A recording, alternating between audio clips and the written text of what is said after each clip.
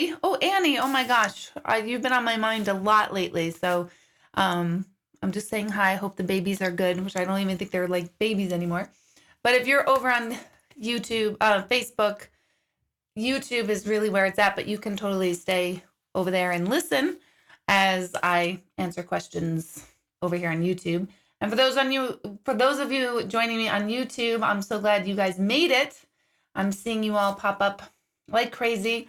And don't forget to give a thumbs up here on YouTube. And if you have not already, I really want you and need you to subscribe to my channel. I don't put that much content up, so you're not going to get like a million hits on your emails and things like that if you subscribe. So again, those of you on Facebook, come over to YouTube, the YouTube channel. Greg, I'm sure will list it there. Hello, Angela, I see you. But it's Intuitive Medium Deborah Hanlon on YouTube. You'll find my channel. So welcome you guys tonight on YouTube. I'm seeing everyone pop in. Just post where you're tuning in from. And if this is your first time tuning in, let me know that as well. But the point of my YouTube lives are really to just get some time with me to answer generalized questions. Last 2 weeks, I did a special thing and I had you type in your personal intuitive questions, but I'm not doing that tonight. And I will, every once in a while, I'll just do that. I'll pop up and do an intuitive questions night. But tonight is more, back to the original schedule of just answering generalized questions about energy and the other side. Have a couple of announcements, which I'm super thrilled about. I have 4 galleries in 1 particular week in May. So I'll be in Monroe, New York, doing something for grad night out for the Monroe Woodbury High School graduating class of this year. So that's May 10th, Friday, May 10th. May 11th, I have one at my center, which is almost sold out. And that's my special one every year because I have Shireen with her Intention Jewelry bracelets there, and she'll be able to talk a little bit about how she channels energy, and her bracelets will be there. The Wood in Highland, sorry, I always get this wrong. In Highland, New York, they usually sell out and have a waiting list. But if you're in that area and you want to get on their waiting list, you can call them. And then May 15th, I'll be at the Polish American Community Club up in the Albany Capital Region, and they have a few spots left. So there's my May gallery calendar. So tonight, let's see what I want to go over. Let me see. Meditation this Sunday. I'm telling you guys, and I'm saying this over and over and over. I prefer to teach. I say it a million times. I want to teach people how to feel empowered, how to feel better about themselves, how to manage their world and have agency over their life. I feel like I'm more effective that way. I love to speak to groups of people at a time because I explain a reading, I really get 1 or 2 people and I help 1 or 2 people in an hour versus when I can help 50 people in 3 hours. So I'm turning a lot of my schedule around to teaching opportunities, and tonight is one of them. So meditation, you have to come. I'm sorry to say, if you have not come to a meditation class and you live nearby, and I do have a couple people who drive an hour and a half, almost 2 hours to come to meditation. I think those are like the real hardcore crazies, and I mean that in a really good and loving way. But meditation Sunday night, 7 p.m. this Sunday night, it's powerful. And I promise you, it's not what you think. It's very Deborahized. So it's a lot of laughter, a lot of community, a lot of camaraderie, a lot of sharing if you choose to. And I will teach you how to go inward, and I will teach you how to have an experience of a spiritual type. And people will say to me, no, I'm so ADD, I can't sit still. And I'm like, hello, have you not met me? You probably haven't met me if you give me that excuse. So all are welcome. You just show up. I don't take reservations. It's $10 to come. Come a little bit early to get your spot. But meditation is really, really powerful, and you'll be really impressed with yourself on how you do with it. I promise. I'll get you to have an experience because that's my job. And I have a lot of classes coming up because I am transitioning to teaching only. I have my final Reiki Master class. This is the last time I will ever teach anything Reiki, because I have created my own energy style and system, and I'm teaching that to people. But for those of you who have been my Reiki students over the years, I'm teaching one last final master's class in the end of July. And that's open to if you have studied Reiki, but not with me, and you still want to take a master's class, send me an email and I will consider you in that class. I might not necessarily take everyone that signs up, but if you're interested and you haven't taken all the other levels with me, that's fine. I'll consider it. So that's in July. And I want to talk a little bit about my energy transformation awareness class. I don't know if they've signed in tonight, those of you who just graduated from level 1 yesterday. This is my most favorite workshop to teach. It is the most intense. It is so fun and so not fun because I'm really working with you to dig up your old stuff and really stir up that old energy that has people feeling stuck. And if you're somebody who keeps talking about, like, I feel stuck, I don't know what I want, I don't know what I'm doing, I don't know, I feel down a lot, or I don't know what direction to go in, that is the class you have to take. And I only allow 20 people in the class. That's a full load. That's the largest I'll go. It is a 6-week long intensive energy transformation awareness workshop. My next level 1 is starting September 13th. It is 6 weeks long.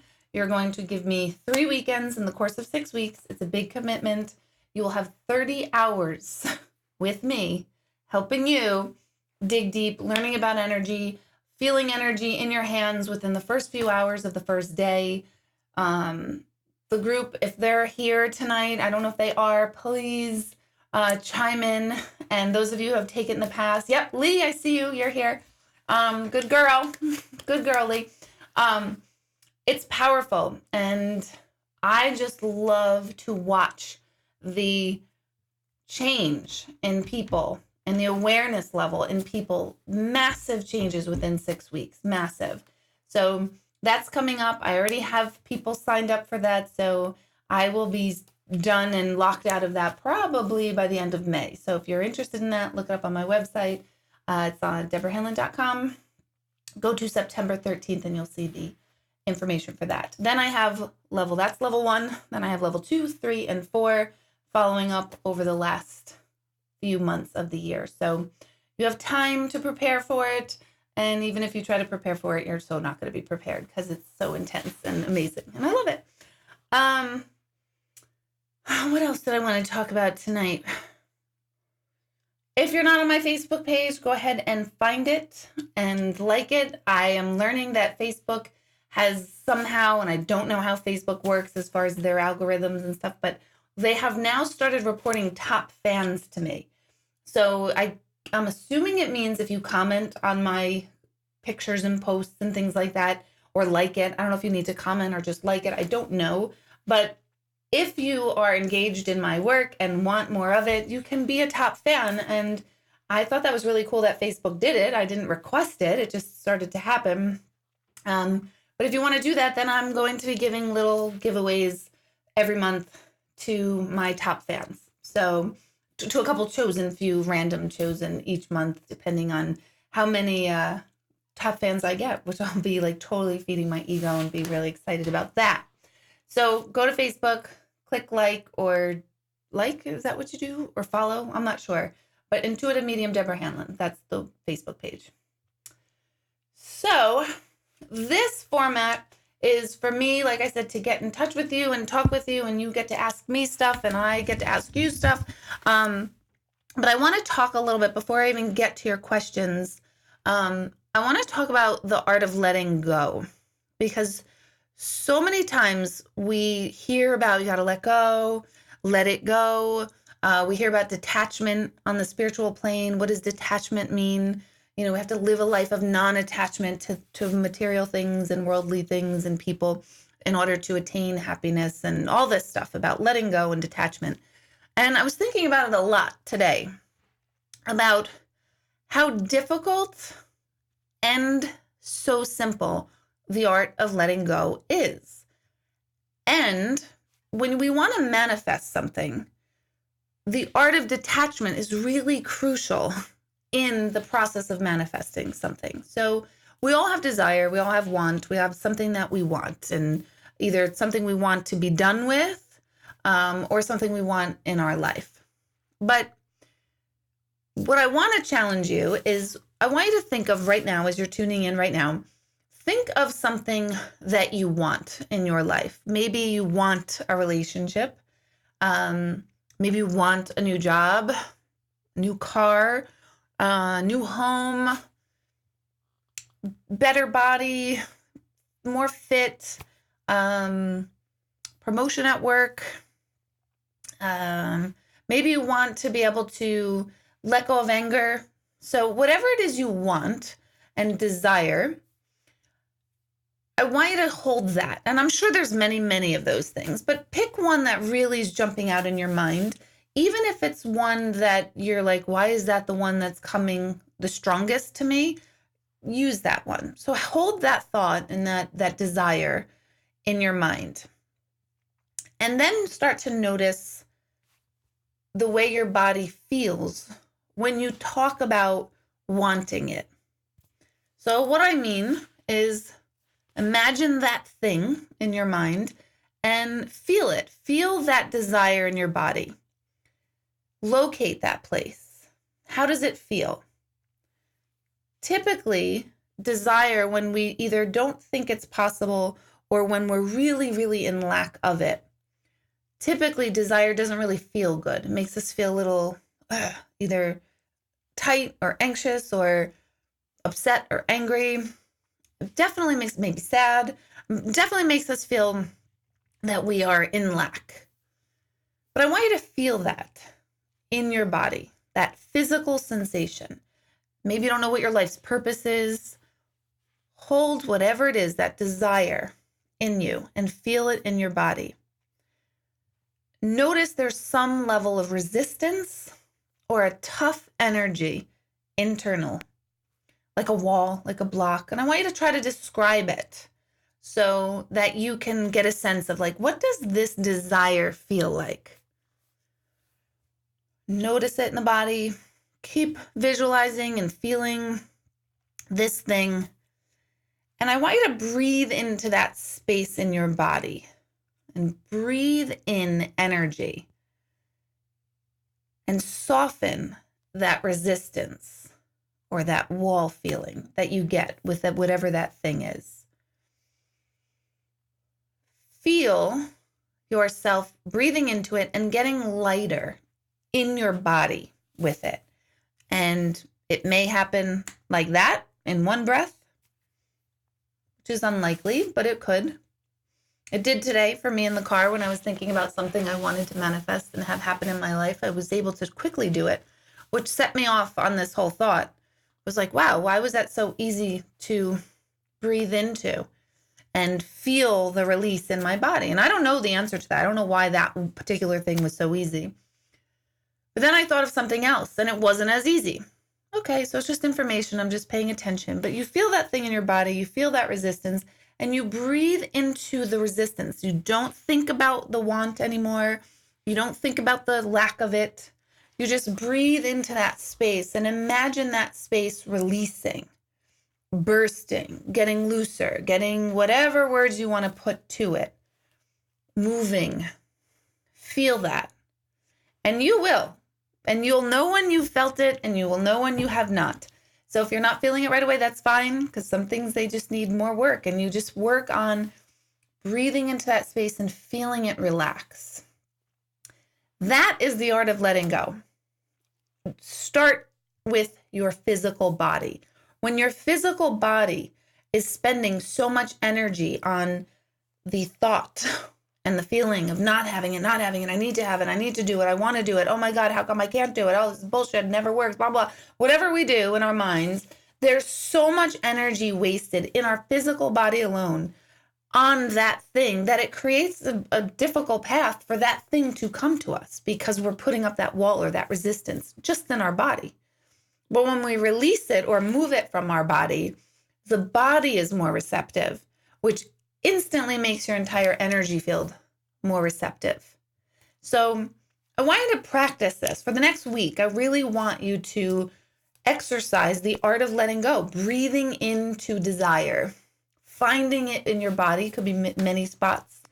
Maybe you don't feel it right away. I want you to practice this, and you will start getting quite good at the art of letting go, detachment, releasing.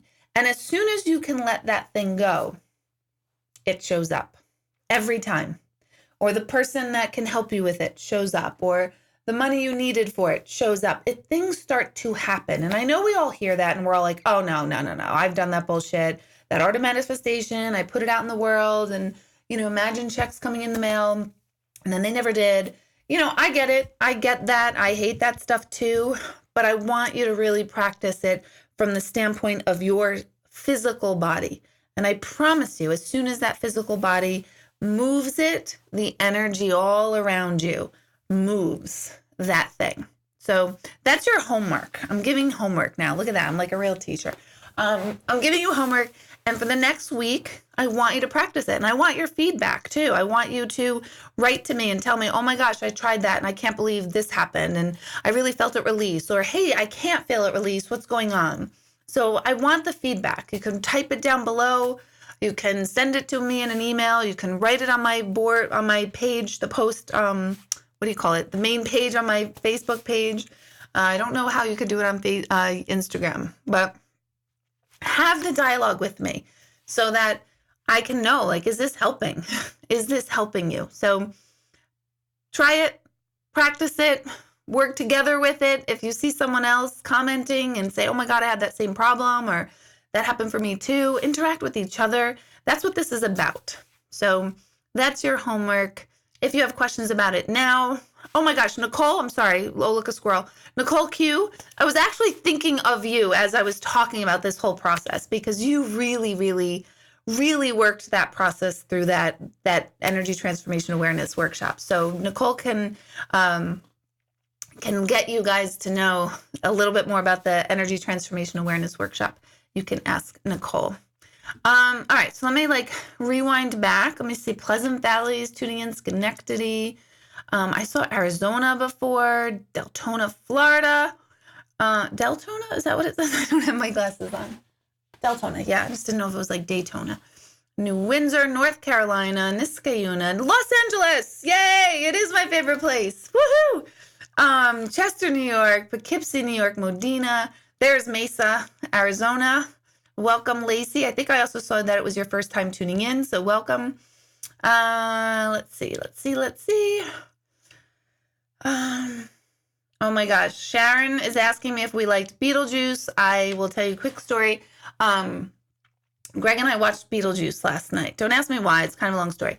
But we watched Beetlejuice because he had never watched it before. And I watched it when I was 12, 13, somewhere around there. But I remember loving the movie. Haven't seen it since. We watched it again last night. And I'm like, oh my God, Greg, I didn't know they were dead. I didn't know the whole movie was about raising the deceased. And I don't remember that, but I thought it was pretty cool. Wow, I loved that movie. Who knew? I didn't know that I'd become someone who kind of resonates with all that. So it was fascinating. So we liked it. And Greg was like, how did you not know? This is what? But I love Beetlejuice. It was great. Okay, meditation is amazing. Let's see. So I'm not taking personal intuitive questions tonight. Hot Wheels Racing. Hello, Grace. How are you? I'm not taking personal intuitive questions tonight. Sometimes I do that. I throw that in at the last minute, but not tonight. So hold on. I just see that my computer is going cuckoo as soon as I mentioned Beetlejuice. Great. Let's see. Amazeballs. That is what ETA is all about. Energy transformation. Amber, yes, teaching is such a gift. You're so right. It really is.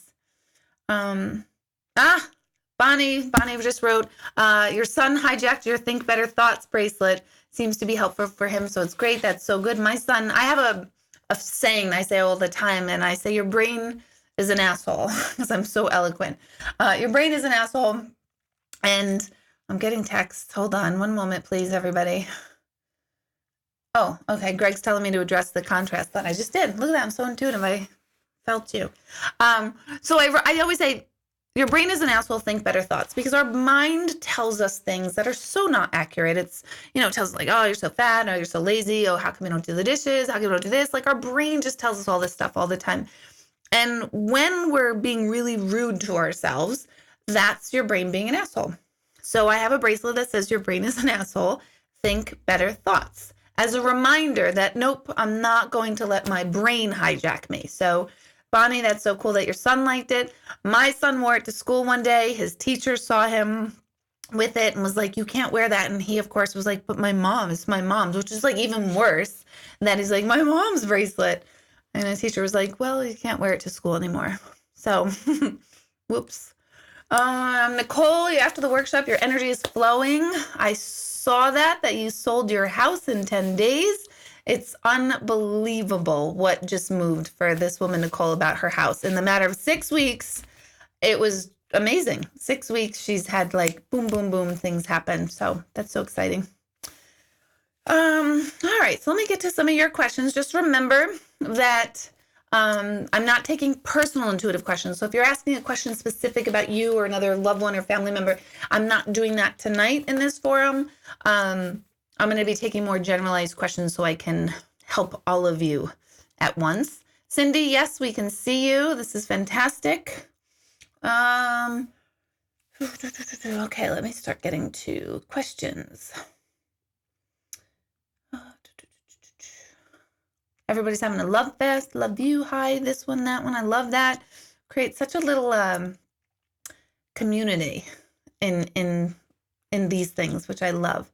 All right, so I don't have any in generalized questions. So now I know, Holly, that class online, Greg and I had talked about it. He started to film that class so that we could possibly offer it online.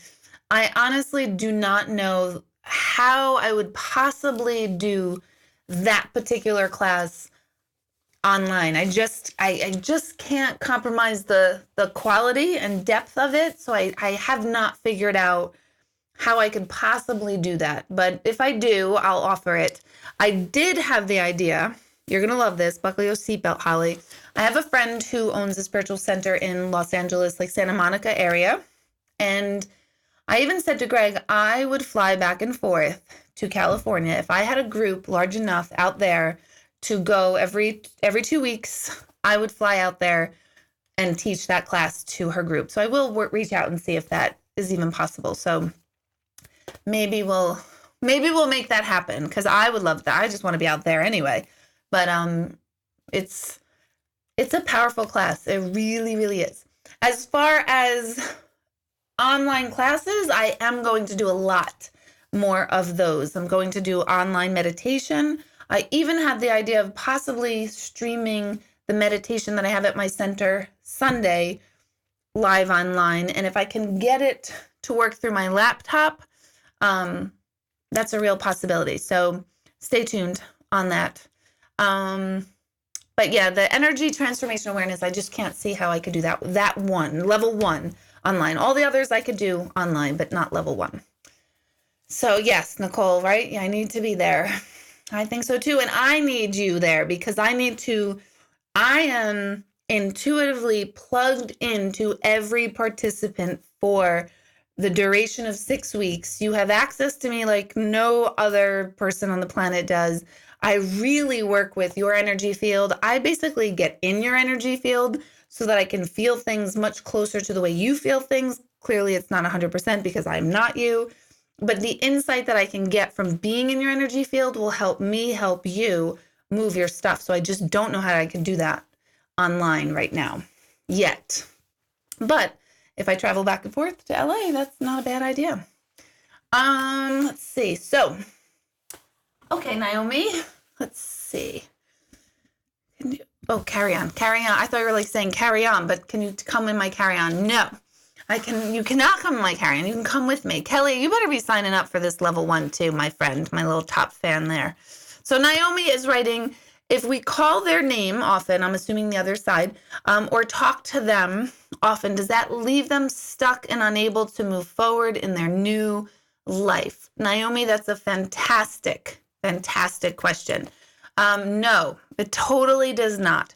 And I know there's a large population, big school of thought that they say that mediumship is terrible because we disturb their peace or we prevent them from moving on.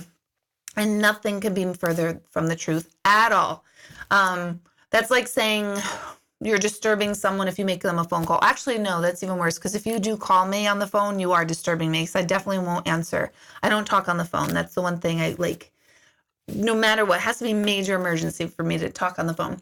But anyway, no, absolutely not. Talk to them. Talk in your mind. You don't even have to speak out loud. If you want to speak out loud, you can, but you don't even need to. Anytime they're on your mind, I always say it's like you're sending them a text every time you think of them, or you're calling them, and sometimes they respond to that text immediately. Other times it takes a few hours, maybe a few days, but they get the message, absolutely. But you are not holding them stuck. I've had a lot of people say, Deborah, I'm trying not to cry. I'm trying to be really brave because I don't want my grief to get them stuck. And I'm like, oh my God, that is so old school thinking.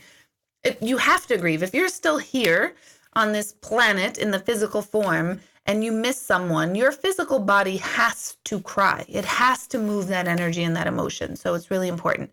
Same thing with talking with them. You want that connection. And what the grief process is about is changing a relationship from a physical relationship, physical person, to a spiritual relationship. Your spiritual self connecting with their spiritual self, which is why I say meditation is so important, because if you're not in touch with your own spiritual makeup and self, which you all have, and all have equally as powerful as the next person, but sometimes we're just not tapped into it or don't even know what it is, that spiritual self can connect with their spiritual self. It's just a learning process. So no, it does not make them stuck at all.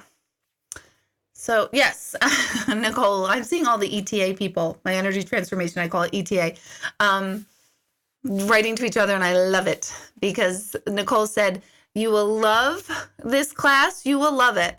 And there is a portion of it where you will really hate it, because I'm poking emotional stuff that needs to get moved and flushed out, and it will. So you'll love it and hate it. Okay, Marissa, that's a good question. What's the best way to get guidance from someone who's passed? So again, like I kind of just dovetailed before, learning and knowing your spiritual self and your spiritual connection. And I don't mean spiritual in the sense of like, oh, I'm so spiritual, I'm amazing, and I like eat all the perfect foods and I harm nothing. And no, we're still human, so we're going to be keeping it real here. I mean spiritual in the sense that we're energy. So another word for this is our energetic self. If you're not aware of that portion of yourself, it's going to be harder to have the recognition of the energetic space of someone else who's passed. So meditation is super important. Learning the difference between your logical mind and your intuitive self, because the logical mind is the part of the mind that is very much wired to predict things and understand things as they are right in front of us physically. The logical mind has no domain over the energetic self or the intuitive self, but it wants it. That logical mind is the one part of you that if you have received a sign or you get this very, very intense feeling of connection to someone who's passed, it's your logical mind that goes, that was a coincidence. You made that up. That's the logical mind, and the logical mind has no domain over the intuitive self. It does not understand it. It doesn't understand how energy works, and so it kicks it out as if it's not even real or true. We all have this. We're all human, and we all have that portion of us, and I think to a degree there's some level of it that's really needed and necessary to be a healthy, psychologically healthy person. So having a logical mind is not a bad thing. but it will get in our way of connecting to someone who's crossed. So learning meditation, learning the difference between the intuitive mind and the logical mind, which one is operating, and then learning from there, learning how signs, or I call them winks, come across. And it's not 99.999% of the time. It is not like a burning bush, like your loved one is going to appear at the foot of your bed and say, oh my gosh, I'm here, and hug you, and you're going to feel connected for them forever. It doesn't happen that way. It doesn't happen for, there are cases where that has happened. I don't say that it doesn't happen, but that's super, super uncommon to have it at that level. So you need to learn how to maneuver through the whole process of changing from that physical self to the spiritual self. So it's a lot of steps, but not too bad. Like, it's very doable. I always say everybody can do this. I do not mean that everybody is a medium, nor do I ever believe that everybody should be a medium to other people. I've had 2 cases in the last 2 weeks of really extreme situations where a medium told someone and scared the hell out of them, and they told them that they were like possessed and they've got evil energies. And I'm sitting there like, oh my God, this is why I don't tell anybody what I do, because I don't want to be attached or associated to that brand of crazy, because that's what it is, a damn brand of crazy. What it is this awareness of your higher self, your energetic self. So you could do it. Everyone could do it. I don't think for themselves and connect with your own loved ones. I just don't think everyone should do it for everyone else. Let's see. I think Kelly. That's a great question. Oh, Kerry. I thought it was Kelly. Okay. Kelly. Oh, yeah. I did read Kelly. So if you are brain dead and donate your organs, do you actively know what's going on, or have you passed on? You absolutely actively know. It's a great question. A friend of mine just kind of had a quick text with me this morning about this very thing. We need our organs as physical beings. And if we donate our eyes as a physical being, and yet we're still alive and we're still functioning and needing to get places, we're going to miss our eyes. We totally are. But that does not translate over into the energetic self. So if you are brain dead and someone needs your eyes and you donate your eyes, you don't need them anymore once you cross over. We're not in physical form. But can they still see? They can absolutely see, in a way of seeing that neither you or I could even possibly dream of. They have much more vision of not only what's right in front of them, but the past, the present, the future, and everything going on simultaneously around the globe. So you don't need your organs. I'm a big fan of organ donating. Shit. I hate this. Or donating your organs is what I'm trying to say. I'm a big fan of it because we don't need them when we cross over. We don't need them. And if we could give someone else our heart, our eyes, our kidneys, our liver, whatever it is they need, oh my God, what a gift of life. So I think that's fascinating. Recently, my niece was filling out the part of her license, to be an organ donor. And she was like, did that mean that they could just come take them anytime? And we're like, nope, they're not just going to be like, Caitlin, I know you're in math period, 4th period, know you're in your math class, but come on, let's go. You're an eyeball match and we need your eyeballs right now. So thought that was pretty adorable and hilarious. No one's going to take your organs if you're not ready to get them. That's a great question. Many times in readings too, by the way, I've heard them say, like, I can see now. So at first I think like, oh, were they blind here? Or were they having an issue with their eyes? And a lot of times it was like, no, they were fine. They didn't even have glasses. And I'm like, why the hell can they say they see now? And then one reading many years ago, someone said, we donated their eyes. And so now when I hear them say that, I can still see, or I can see now. That means that even though my eyes are not physically with me, I have the ability to have vision. Okay. I'm reading your questions. I saw something that says it's terrifying, Laura, so now I want to know what's terrifying. So I'm trying to roll back to see. Hold on. What did Laura write? All right, Laura, rewrite what you wrote because I don't see it. But someone said it's terrifying, and when I see the word terrifying, I need to address it. Oh, how do you explain certain people who see ghosts? Got it.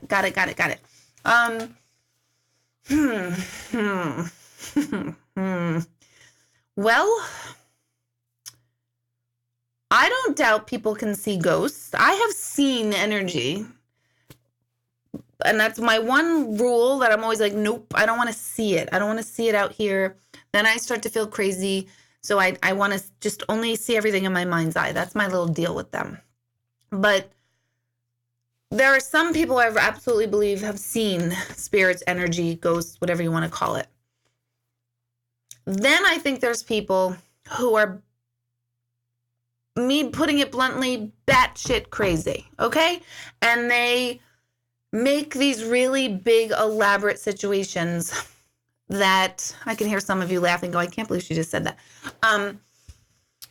Where they're saying like, oh no, ghosts are trying to harm me, and I saw this and that, and this ghost is not happy with me being here, and all this like elaborate stuff. And that's, as soon as I hear that, I'm like, no, this is a psychological issue, because there's no such thing as energy that is angry on the other side. I'll explain that a little bit more in a minute.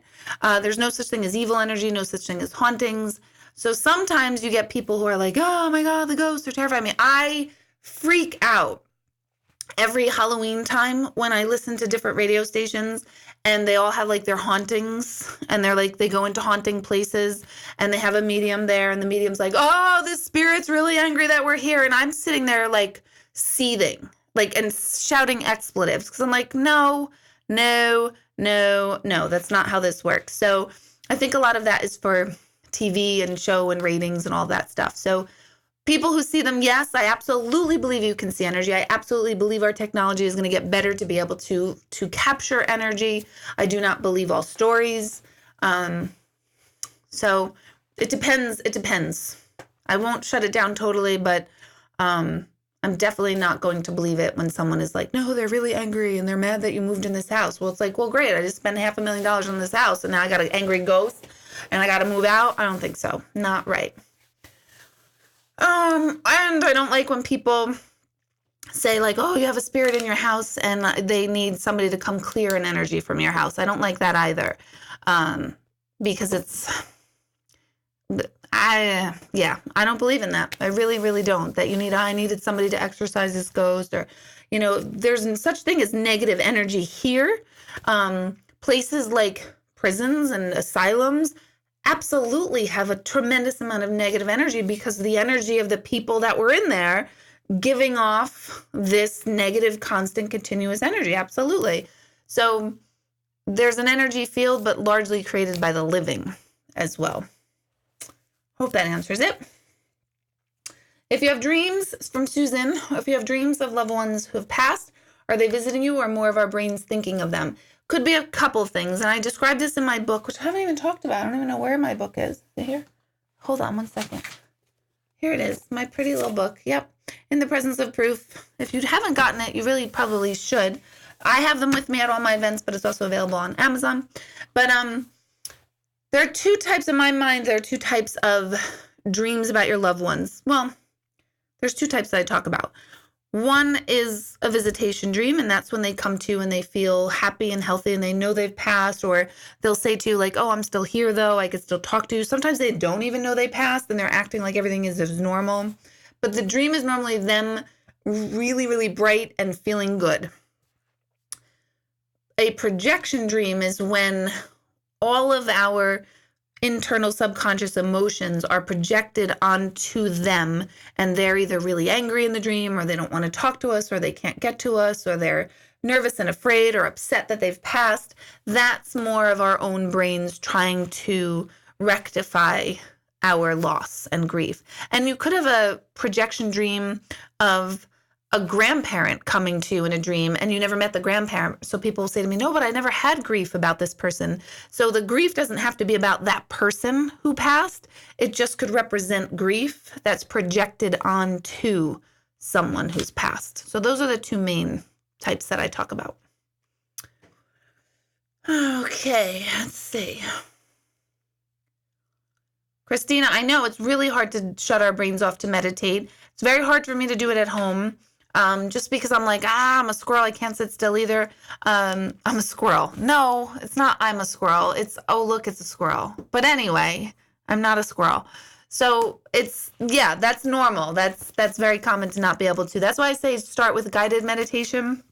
And my meditation classes are guided meditations. So you should try it for sure.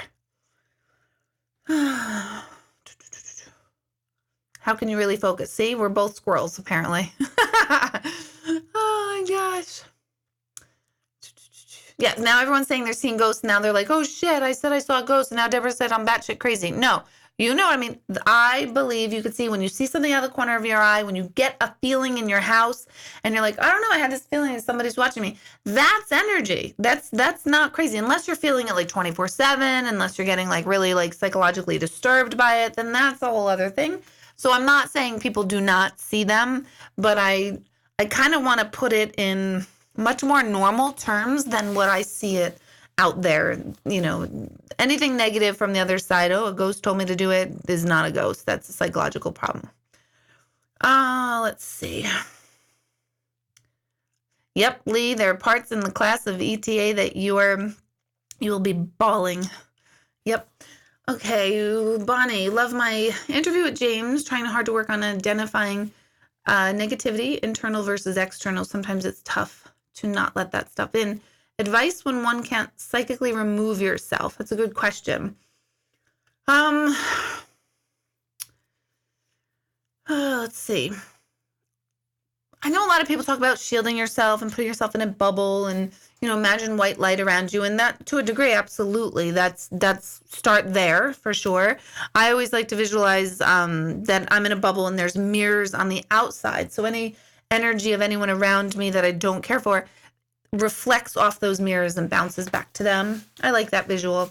But sometimes that's not enough. Like if you're in a cubicle and you can't stand your coworker, if you're in a family dynamic that's not working well. So it really does take a lot of self-understanding. One, what is the trigger of this person? Why is it bothering you so much? And how can you not let yourself get sucked into someone else's stuff? And I talk about this a lot in my energy class again, about how terrible gossip is.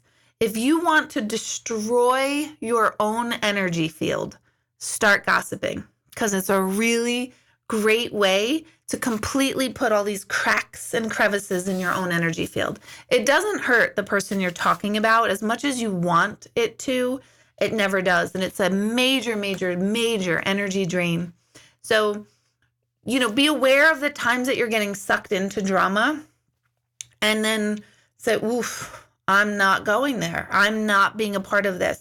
Even if you agree with what's being said in the case of gossip, you just, for your own protection and your own health and vitality, your own integrity, it's like, no, I don't need that drama. I really don't want the drama. So sometimes we get addicted to drama and we go, oh my God, I need to like stir some shit up somewhere.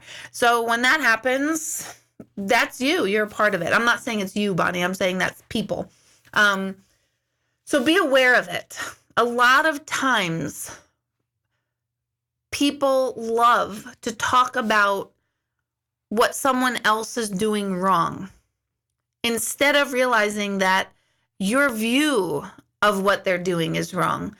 They might not think what they're doing is wrong and probably don't, because, you know, we're all assholes. We all are. Either we know it or we don't, but we all have this ability to say the wrong thing, do the wrong thing, behave the wrong way. Hopefully it's not intentional, but you know, there are times when I catch myself being completely unaware and I'm like, oh my God, I was the idiot here. And I didn't even know, I didn't even realize it. Other times I'm like, yep, I was the idiot and I meant it, you know? So, I mean, it's just being really, really, really self-honest with where you're at in any particular dynamic. Other times when you're with a stuck energy or a negative energy and they're bringing that energy to you, you have to get brave and go, you know what? I'm not doing this right now. I'm not hearing it. I don't want a part of it. You can go do that somewhere else. But I mean, that takes a lot of strength, but it's important. It's as important as if someone was, I don't know, I was going to say like sitting themselves in like a toxic nuclear tank, but I don't know many people who do that. So, but that's what it is. It's basically steeping yourself in negativity and toxicity. That's never going to work out good for you. So it's about getting brave, which is not easy all the time. Yes, my hair.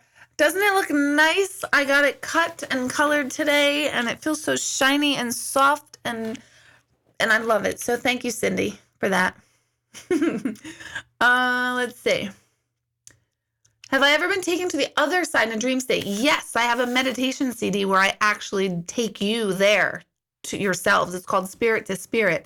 And that meditation is designed to do exactly that. It's to take you to the other side, not in a dangerous way. It's you're still going to be here physically, but you go off. And a lot of guided meditation, that's what it is. We leave the body. And in the meditation, and I'll do a brief one at the end tonight, I'll say, come back to your body. And people are like, I didn't know I left my body until you told me to come back in. And I realized I wasn't in my body. So yes, it's very cool. Thank you, Susan Scagnelli. I appreciate that very much. All right, Maria. Maria, I really hope you sign up for the energy transformation. I saw that you're interested in it. I'm like, oh, yes, you're good for that this time. Okay, so many people call themselves empaths. Do such people truly exist, or are they simply sensitive souls? Is there an actual difference? I'm so glad you bring this up. The empath thing drives me freaking crazy for a lot of reasons. Yes, it really does exist. Yes, it is a real thing. Yes, you are a very sensitive person. And that doesn't mean sensitive like compassionate. It means other people's energy bothers you or touches you and you can feel it. So that's what an empath is. What I cannot stand is so many times people, and that's when I get all riled up, I start like sweating even talking about it. People will say to me, oh, Deborah, I'm an empath, so I have a really hard time doing my laundry, going to work. Everybody's bothering me. I pick up on other people's pain and I rock in a corner. And I'm like, no. An empath can pull on other people's energy. Absolutely. I am an unbelievable empath. I'm ridiculous. And I'm noticing it even more and more all the time. I'm feeling everybody's shit all the time. I instantly yeah, that's what I do. But I'll be damned if I ever blame my own state of being on someone else's. So that's when I have a hard time with empaths. It's not an excuse. It is not an excuse. And you, especially for those of you who go, oh, I'm an empath and other people's energies bother me. I'm like, well, that's ridiculous, because if you know you're an empath, then you should also know what other people's energies are. I think right now the world is getting a little confused because we are so disconnected and we only really connect through media like this all the time. More and more people don't feel like talking to their neighbors. More and more people see someone in a store and are like, oh my God, I don't want to talk. I'm one of them. Don't get me wrong. I'm always like, oh my God, I don't feel like talking right now. So we're getting disconnected. So the minute we are around people more, we're going to be a little bit more touchy because we're not as much as we used to be. So if you've spent like a vacation and time alone, the minute you re-enter the world, you feel energy. You feel like, oh my God, that person's really loud. Or, oh my God, why are they slurping their soup in a restaurant? Whatever it is, you start to feel people's energies. But it is not an excuse to say, oh, well, I'm an empath and I'm picking up on everyone else's pain. What a real good empath knows is what pain of others what pain in yourself, I should say, are these other people triggering, which is why you're feeling it so much. So if someone sits with me and they have extreme anger, I will feel that as my own anger. I will recognize their anger and my anger through them. This is what my level 2 ETA is all about. It's called mirroring. And it's super powerful because you cannot be a healer. You cannot be a great functioning human being if you're not aware of what your stuff is yours and what is not yours. So when someone goes, oh my God, that person's so angry, I'm like, really? I remember I had a friend and she would constantly talk about how peaceful she is. She's, I'm just a very peaceful person, very peaceful. I don't understand like why people are so angry all the time. I never get angry. I'm so peaceful. Meanwhile, this woman had like a million affairs. She never told the truth about how she really felt. She acted one way, behaved another in front of people. She was extremely jealous, extremely competitive. And I'm like, and you're not fucking angry? You got to be kidding me. You're so not in touch with this inside person that she numbed out and calls that peaceful. So I have like such a hard time with this because people are really largely unaware. Nobody wants to say, ooh, I'm angry. I have an anger issue. Or, ooh, nobody wants to say that. Everyone wants it to be someone else. Oh no, so-and-so so angry.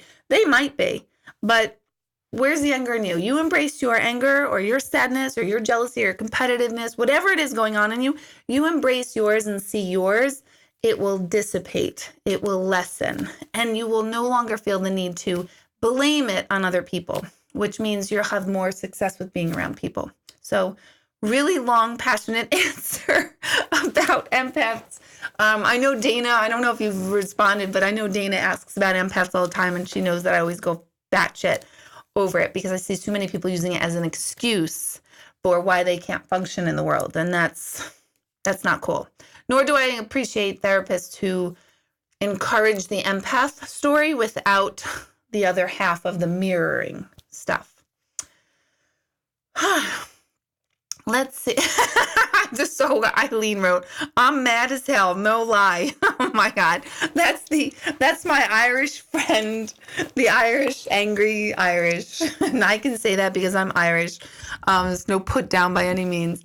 I think the Irish culturally have some level of allowance for anger. And I think that's why we come across angry a lot, because it's like embedded in our family. It's like a thing where it's okay to be angry. It's totally okay.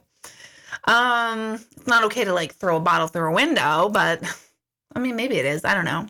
Hope not. So Shanna, is that your name? Shanna? Yes. You live 2.5 hours away. I had a woman who lived, oh my gosh, I can't think of the town in Connecticut, but about 2.5 hours away. She attended the workshop. And I had a million people, not a million. That's such a ridiculous exaggeration. I had several people in this class who traveled about 1.5 hours, almost 2 hours for the class. The only time I would say that it's difficult is the first week. I hold it on Friday night, Saturday, and Sunday. So that Friday night into Saturday, you'll probably want to make accommodations to stay somewhere nearby because you're not going to want to drive home and then drive right back in the morning. So that's the only time I would say it's tougher. I hold it from 9 in the morning till 2. So it's a good, half a day. So I think it's worth it, but I hope other people have responded to that, whether it is or not. Kyle, re-entry. Yep, re-entering the world is very difficult. Oh, yeah, see, Nicole did answer you. Thank you, Thank you, Nicole, for answering Shanna. All right, so let's see. Melanie, this is a great question. Wait, why is my computer going haywire again? Hold on. Look at that. Oh, I don't know why that corner up there is weird. Hi. Maybe it's a spirit. It's not a spirit. It's just my computer. Don't worry. People are like, it is a spirit. It's not. It's totally not. Okay. After losing several people in life, how do you keep from getting hung up and living in fear of losing the remaining people we're closest to? Great question. Again, like what I was saying when I went back in the beginning of tonight, I asked you about something you wanted to manifest and the art of letting go and feeling that in your body. I would tell you to do the same exact technique on fear. What are you afraid of? Oh my gosh, I'm so afraid of so-and-so passing away, leaving me. And feel that in your body and breathe into that space in your body. It'll be harder. Especially when it's fear in the body. Sometimes it's harder. Sometimes people go, no, it's going to give me an anxiety attack. To do that, it may or may not. I'm not a psychologist. I'm reading a great book on trauma and I'm learning like, all right, chill out with the anxiety stuff, Deb, because it's a whole different ball of wax neurologically. But breathe into it. Also, you have a choice. You have a choice to live in fear of the people around you passing and staying in fear, which paralyzes you and makes you feel very unempowered and scared and not good. Or you have a choice of living in love and making sure you reach out and live as much life as possible with those remaining. So that's really our only two choices, because it is inevitable that we are all going to pass and people we love are going to pass, and no one wants to think about it. But it's a reality that's going to happen. So you can live it that way in fear or in love and appreciate as much as you can. So that's how I would tell you that. Okay.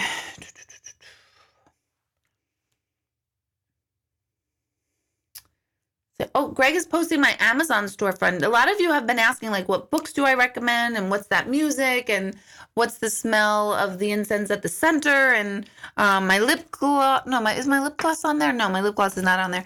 But all sorts of things like that. So I did create an Amazon storefront, and yeah, if you do click on it, I'll earn, like, I'm not even kidding, I think I earned like 12 cents. I'm not even kidding. So, like, yes, I earn money from you if you go to my Amazon storefront, but I'm telling you, I'm not retiring on that. I'm not even paying for my gum on it, but it's just another thing of people getting to know exactly what it is I use and read and recommend and all that, because I get those questions all the time. So instead of going through the list, I just send people to my Amazon storefront. So thanks, Greg, for posting that. Okay. Oh, James, that's a great question. Do spirits and dreams come to you as they want you to see them or as you want to see them? Very good question. I'd say it would vary. It would absolutely vary per dream.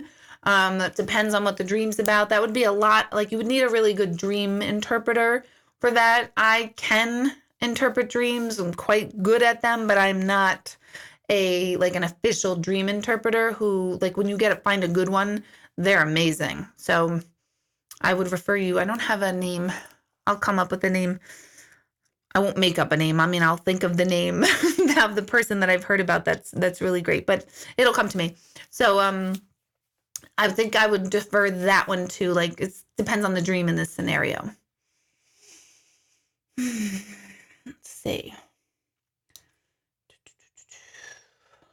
Let's see. Hi, Dana, I knew you were laughing at me at that.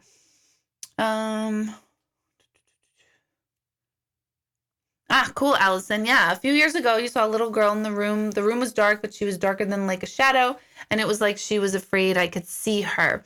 And you didn't sleep for a month. I wouldn't either. And I have to tell you that right before, I told this story not too long ago to somebody, and right before our gallery, oh gosh, I was in my old townhouse. So 6 years ago. No, let me just think. Yeah, probably like 7 years ago. I was getting ready for a gallery. I'm drying my hair and I'm in my bathroom, and right through my bathroom door is my bed. And all of a sudden I saw my son like run under my bed, and I'm trying to get ready for a gallery, and I'm like, Christopher, you got to put your shoes on. Let's go. Like, as soon as I'm done drying my hair, we're going to leave. And that kind of thing. And he's not answering. He's not giggling, whatever. And I'm like, Christopher, and I'm not kidding. Like, come on, get out of the bed. Your parents or grandparents, whatever. You know what it's like where you're like, come on, freaking, I'm not kidding. Get ready. That's kind of how I was. And he was about 7 at the time. And he's not answering. And then I'm really getting annoyed. And I'm like, I got to go. I'm sweating. And I was going to like jump under the bed and be like, I got you. Now go. And I did that. And he wasn't there. and it was literally a little energy of someone that wound up showing up at the gallery that night, a little boy. And I was like, oh my God, I was totally freaked out. So I have seen these energies, and I don't like that feeling. Even though I know he's not a bad energy or negative or any of that stuff, it's still freaky. Nobody likes to see that. So it is a freaky feeling. And what I would tell people is, when you have a sense that there's an energy in the room, talk to it. Use your imagination and be like, all right, hey, what's up? Why are you here? What's your name? Who do you belong to? Why are you coming to me? Just ask all these questions. You might get an answer to all of them. You might not get an answer at all, but just start engaging your imagination and start having a conversation, and you'll start to get information from them over time. You might hear like, oh, I belong to the neighbor. And you're like, what? The neighbor? Which neighbor? And that might be it. And then 2 days later, have a conversation with the neighbor, and they'll tell you, oh yeah, my niece passed away. And then you're like, oh my God, now I get it. So it's important to ask those questions in your mind and then just wait. Now, don't go and approach like a neighbor and be like, hey, there's a deceased little girl in my bedroom. Does she belong to you? Don't do that. I don't think you're going to do that, but some people might do that. So be mindful, obviously, but you'll get a lot more information than you think if you just use your imagination. So Christine, no, there's no evil or negative energy on the other side at all. Energy is energy. Energy is light. Light is pure. There's no negative heaviness in energy. There's no density in light. So the density translates to evil and negativity. We have a lot of evil and negativity here on the planet because people do stupid things and are not well sometimes, and that happens, and that's part of being human. It is not part of being spiritual or energetic. So no such thing as evil energy on the other side. People will tell me all the time, yes, there is. No, there isn't. I'll always tell you, Fox 5 News would have a field day and would love if there was such thing as harmful negative energy on the other side, because they would be like, ooh, evil spirit kills woman, news at 11. So no. I have read Journey of Souls, but a long time ago, Dana. So I can't even remember, but I have it in my bookshelf, but I can't say that I can. Maybe I didn't even read it cover to cover. Maybe I've just referenced it. So I don't really have a good, strong enough response to you on that one. Has anyone you ever read experienced seeing an energy? Yes, absolutely. Hey, Kevin, I see that you're tuning in. I was just talking about you earlier tonight. Has anyone ever read experienced seeing energy? Yes. I'm not sure if you mean like during the reading. I have had people then tell me things like, oh my gosh, I see this person around you. I have a friend who I do readings for, and she always sees the energy and light around me and color, and that's kind of cool. So, and then I've read people who do see energy. I've talked to a lot of kids and their families who see energy and spirits and what to do. So my answer to that would be yes. How do we recognize, Jody? That's a good question. How do we recognize someone who's a member of our soul group? You wouldn't have to recognize, there would be a knowing. If you have someone who's close to you and around you all the time, they're in your soul group. So, but you don't have to like wonder. It's not something you really wonder, but it doesn't mean that you love that person. It doesn't mean that you're really close with them. It could be somebody you really, really don't like, and they're part of your soul group as far as helping you evolve. So a lot of times people say like, oh no, my soul group is all love and light. And I'm like, no, that's not necessarily true. The soul group is about the group or of energies or the types of energies that you kind of travel lifetime to lifetime with. I don't think it's always the same group. I don't think so. Let's see. Oh, I love Susan. I love deja vu. I used to get it a lot more often as a kid. I had it all the time. Oh, there's a bug. Sorry. Oh, look, a squirrel. Ew. What is it? It's like a little gnat. I just don't want it to go in my mouth. So what's the meaning to deja vu? Deja vu means already been seen. That's the French literal translation. It's, oh, hey, Greg, Ben is calling me right now. Hold on. Sorry. Hi, I'm on YouTube. Are you done at work? Can you call Greg or Jack? I'm on YouTube live, literally. For real, yeah. All right. Thanks. Bye, honey. I had to pick it up because he's at work and he wasn't supposed to call at 9:30. So anyway, sorry. I'll look a fly. Not bad. I wouldn't say deja vu is a bad thing by any means. It's just it's a complicated explanation. Some of you are laughing like, I can't believe she just answered the phone. I had to. It was my son. It's like a glimpse in the time thread. The thread of time. So everything that's happening in this moment has already happened and is currently happening simultaneously in this moment. This is where I like physics, and it gets really tough to explain. But deja vu is like, how do I even explain it? I almost want to use this analogy, and I don't know how perfectly accurate it is, but remember like when you had cassette tapes, and when you wanted to play a song and you had to like rewind it, and then you got to a certain spot or you wanted it at a certain spot, a lot of times you'd rewind it and then you go too far and they have to fast forward a little bit. Remember all that? These kids today, they don't know anything about this, but it's kind of like rewinding the tape and going directly to a spot that you wanted to remember. And it could be something really dumb. Like I could have had a deja vu of that phone call right now. It doesn't even have to be very particularly meaningful. So it's like a revisit to a piece and a thread of time that's already happened over and over. I don't know why it happens. And I don't know even how to answer like what type of energy is it. I don't think it's it's not a good or bad. It's not a source of judgment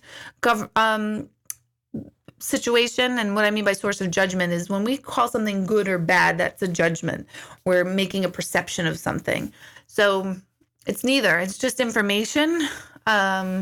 I don't know if you can make it happen. I've never have made it happen. Hasn't happened to me in a really long time. But I always think it's like so fascinating when it does. But it used to happen to me all the time as a kid. This fly is annoying me. Oh my God. What is it? All my like Buddhist friends are like, don't kill it. I'm like, it's annoying me. If it gets in my mouth, I'm going to be really upset. All right. So... oh my God, Christine, I've compared your brain to my crazy brain to yours. This is great. So now you need to come to a meditation, because if I've said this 3 times about us, you need to come. Hello, Sherry. I saw that you got top fan status today. So happy about that. Yes, Holly, gossip, really, really bad for our energy field. I hate to say it though. I'm looking at this little gnat. I'm going to get it. I wish I had chopsticks, like Karate Kid style. I'd get it. I wouldn't, but that would be neat. So yeah, gossip is really, really not good. It's like, think of it as putting major holes through your energy field. Not good at all. Let's see. Yes, Nicole, everybody should be looking at what Nicole Q is writing up here, because she's got a lot of little nuggets. You love everyone. Oh my God, this thing, I'm going to lose it. Namaste away from me. Let's see. Ooh, your cat just killed a mouse in your house. Yuck, gross. We have a dead skunk underneath our porch steps that Greg keeps asking me, did you see it? Because I was blowing leaves, because he calls me Forrest Gump because I like to spend hours blowing leaves. And I was blowing leaves. He says, did you see it when you were blowing the leaves under the porch? Maybe you missed it. As if I would have missed a big old dead skunk. Oh yeah, let me blow the leaves away, and oh look, there's a dead skunk carcass with its hair on still, but I missed it. No, I didn't. So yeah, gross. Living in the country does have its drawbacks. Okay. Let's see.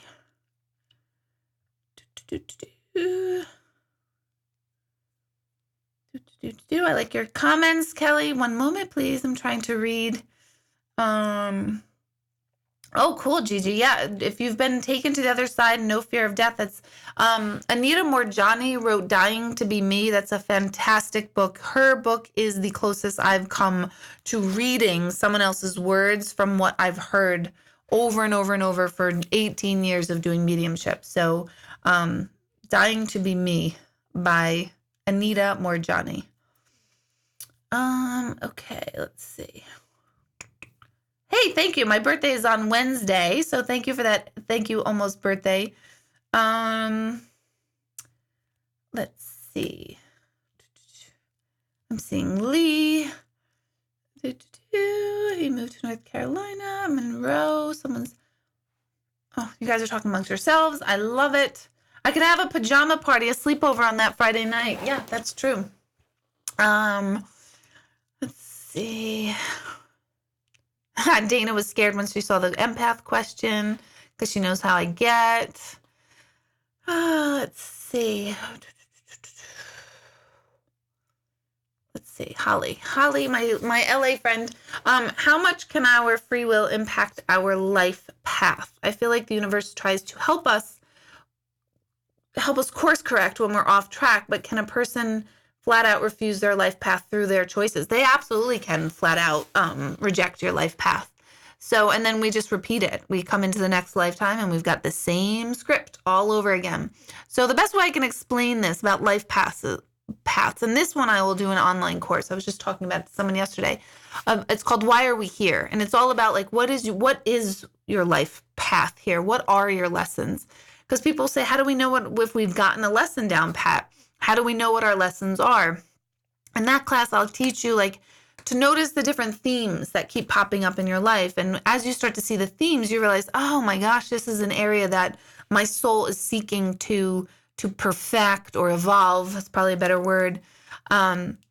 So let me just reread your question real quick. So yeah, but you can reject it. So if you're born into this lifetime and lack is one of your themes, you will probably you'll experience lack in all different forms, either financial lack, lack of relationship, lack of mobility, lack of desire. I mean, lack, if that is one of your themes, it's going to keep coming up for you until you really step into it and embrace lack and then detach from that lack and go to the flip of it.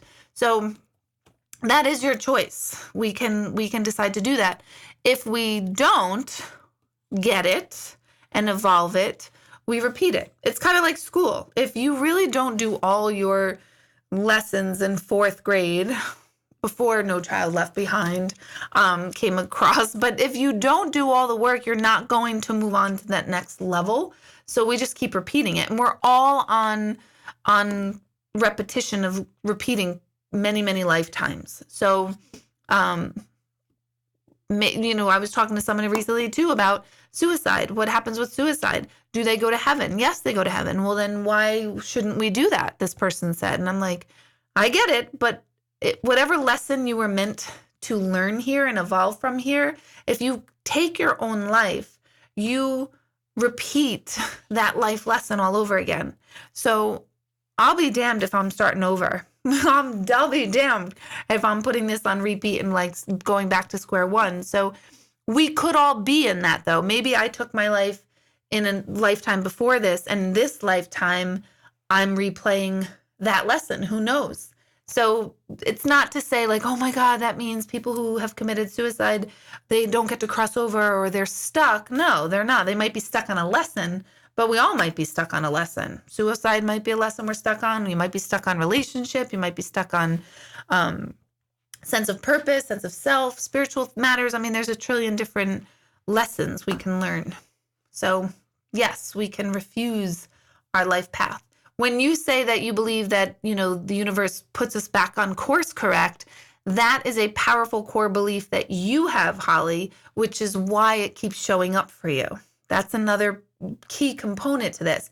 If you believe that no matter what, I'll be okay, no matter what, money is provided, things pop up. When you have positive core beliefs like that, that signal goes out to the universe and the universe responds. But some people don't have that. They don't have that, I believe the universe will course correct. And so it doesn't. So there's a lot of internal, external, inward, outward relationship at work here with the universe. It's an inside job. And then the outside reflects it. And when the outside reflects it, the inside responds, and then so on and so forth.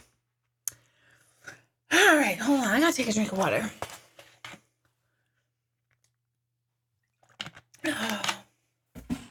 Oh, when you meditate, you get cold?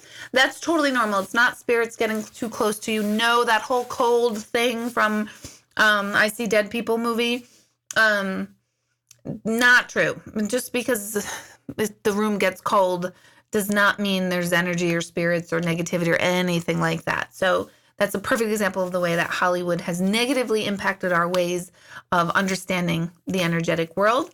But when you meditate, you get cold because you're still. When you're still and you're laying flat and you're calm, all of your body systems slow down and your body's not working hard to heat itself. So it's literally like a biological response meditation, which is really good to know because if you come to mine or go to meditation at any point, if you're laying on the floor meditating, you're going to want pillows and blankets. And a lot of people do bring that to meditation at the center. I have blankets there as well for that purpose, but that's a normal thing. Don't worry about like creepy spirits getting too close. All right. How are we doing, everybody? Don't forget to click thumbs up or whatever you have to do, because I like to hear that. We opened my calendar tonight at 7 p.m. I don't know if a lot of you have saw that, but we opened that calendar. It's full for May. We will open it up again at the end of May for June.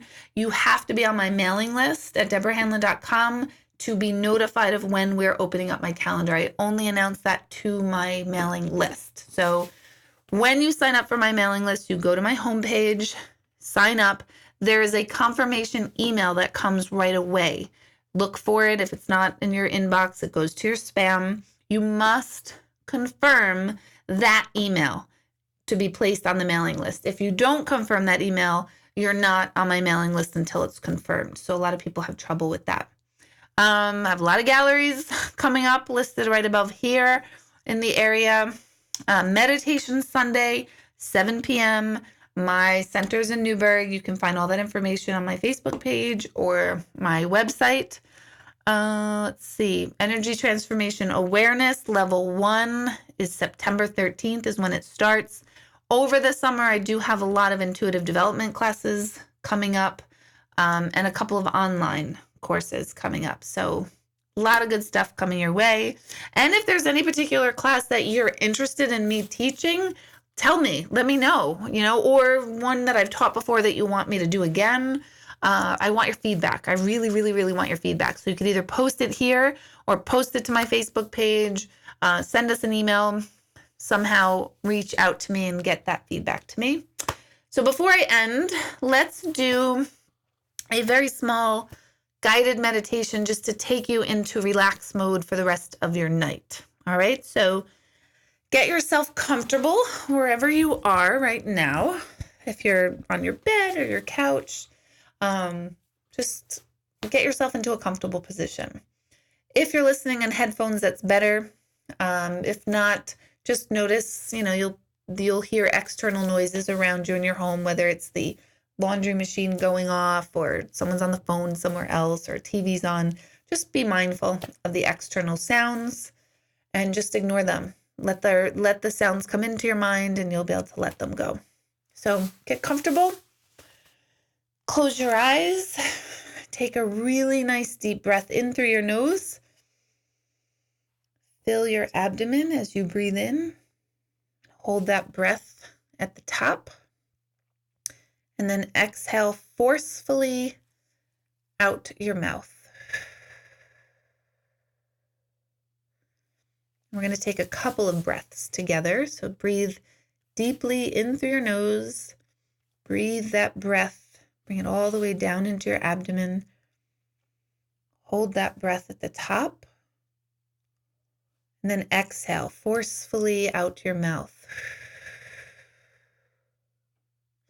And again, inhale.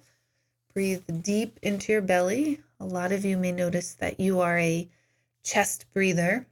And that's shallow breathing. You want you to bring that breath really down into that belly. Hold at the top. And then exhale out to your mouth. Feel all that air release.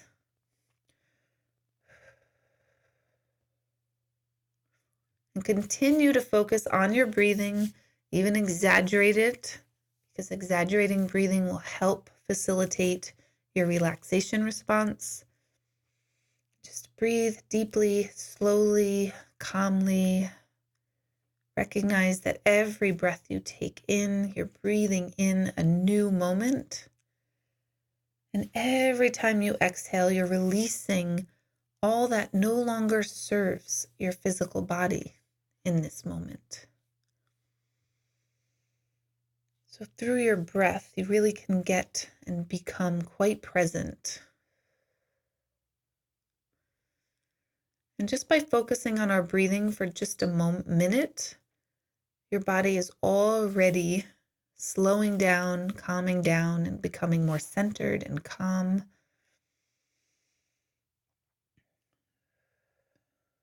When our body is centered and calm, it's able to operate much more efficiently. All this extra energy is not going to being and thinking and doing. Instead, when we're calm and quiet and stopped, our body uses that energy for all of its processes to operate more efficiently. Just continue to focus in on your breathing, slow inhales, hold at the top of that breath, and then exhale, release. Visualize letting go everything that no longer serves you. Exhale and expel any anxiety or stress or tension. With your breath, as you pull in the new fresh air, you're breathing in possibility and potential. Then starting at the top of your head, you're going to slowly scan your body, starting at that crown of your head. Just relax your head and scalp. Relax your forehead, your temples, your eyebrows, your eyes. Just feel as if your body is beginning to melt, and just go into deeper relaxation as we scan down our body slowly. Relax your cheeks, your ears, and the back of your head. Relax your nose, your teeth, your tongue, your lips. Relax your jaw, your chin, your ears, the sides and back of your neck, your throat. Imagine all the tension and stress just melts off your body. Relax your upper back, your shoulders, your collarbone. Relax your chest. Feel relaxation going down both arms through the biceps and triceps, the elbows, through the forearms, the wrists, and the hands. And imagine all this tension and stress just drip out your fingertips. And it falls to the floor and gets pulled down all the way into the earth below you.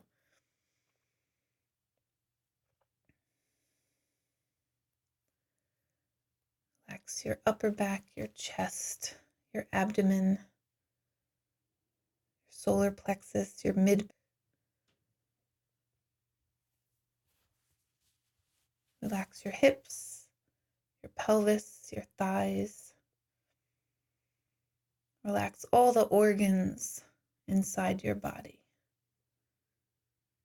Imagine all tension and stress is just melting away. Relax your butt, your hamstrings, your thighs, your quadriceps, your knees, your shins and calves, your ankles. Relax your feet and imagine all tension and stress are just getting pulled out your toes. And take a deep breath and allow your body to just stay in a state of relaxation and calm.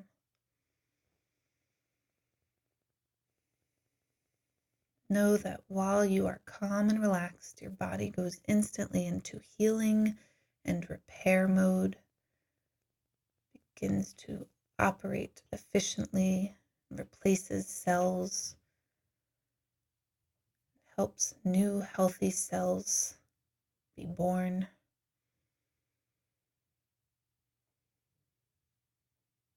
This level of meditation helps your nervous system.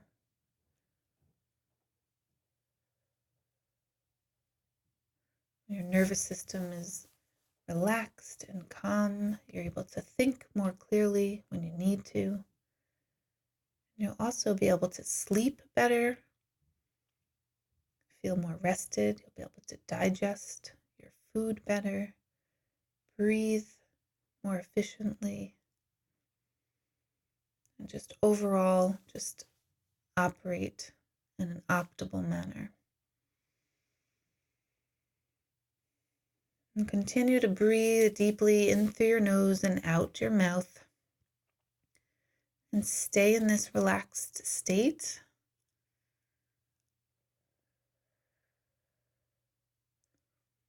If you are in your bed or in a place where you can go to sleep, you can go ahead and do that. If you still have things to get done and do this evening or in this moment, you can allow your body to be relaxed and ask it to wake itself up when it's time.